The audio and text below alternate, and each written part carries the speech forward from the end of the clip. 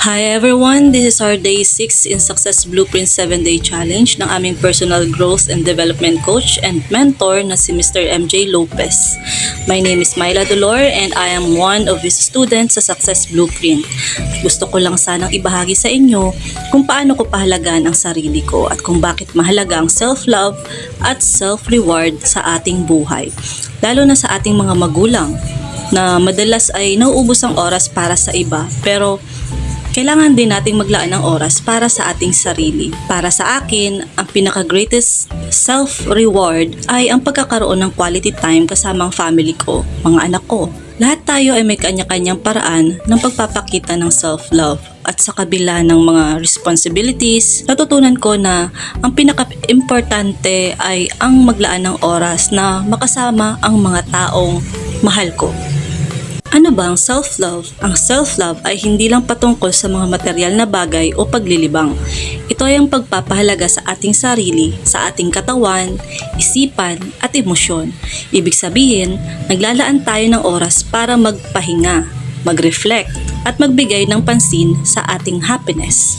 Ano ang self-reward para sa iyo? Kasi para sa akin, ang self-reward ay simple lang. Matapos ang matagal na araw ng trabaho, naisip ko na ang pinakamagandang paraan para bigyan ng sarili ko ng reward ay ang pag-spend ng quality time sa mga anak ko. Dahil dito, nababalanse ko ang stress at napapalitan ng saya at pagmamahal.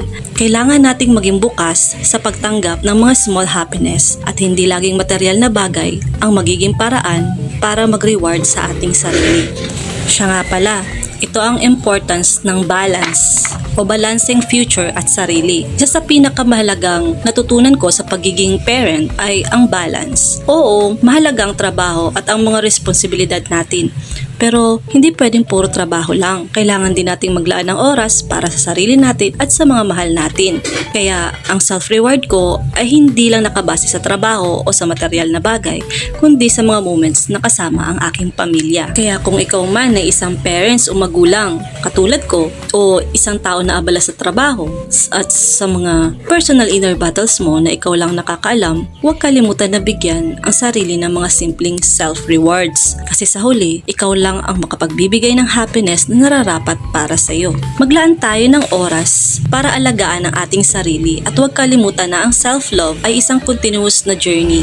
Kung hindi mo kayang mahalin ang iyong sarili, para kang isang kandilang unti-unting nauubos. As for me, what fuels me to continue are my kids, my family. Ang dami ko pang pangarap na gustong maabot at kung isa ka sa mga nakapanood ng aking unang video, salamat dahil nasubaybayan mo kung paano ako nag-umpisa. Sana ngayong 2025, sumabay ka para at the end of this year, fulfilled ka at alam mong may nangyaring maganda sa buong taon ng 2025. Hindi naman tayo nagsusumikap para makipagsabayan o magpasikat sa iba. Gusto lang natin baguhin ang takbo ng kwento. Gusto nating talunin yung mga pagsubok na hinarap ng mga magulang natin pero di nila na ipanalo. Siya nga pala, kung nasa lowest part ka ng buhay mo ngayon, gusto kong sabihin sa'yo na don't compare yourself sa akin o sa iba dahil magkakaiba tayo ng journey, magkakaiba tayo ng timeline sa buhay. Maaaring mas bata ako sa'yo pero mas ahead yung chapter ng experience ko sa business or sa buhay, or maaaring mas bata ka sa akin pero mas malaki yung kinikita mo, o kaya mas matanda ka sa akin at mas malayo na yung narating mo. And I respect that. I respect all of you. Gusto ko lang sabihin na ito naman yung akin. Ito yung journey ko. Gusto kong i-share sa inyo. Ito yung success blueprint ko. And you can make your own if you want. Just decide. Plan. Take action. Monitor your result. Magkaroon ka ng attitude of gratitude. Huwag kalimutang magpasalamat, syempre. Tsaka, i-reward mo rin yung sarili mo para hindi ka ma-drain at magkaroon ka ng sense of fulfillment kasi deserve mo yan. Then by doing that every single day, di mo namamalayan, you're raising your standard in life. You're winning. Sa ngayon, na-realize ko na at least I'm living the life I've always dreamed of.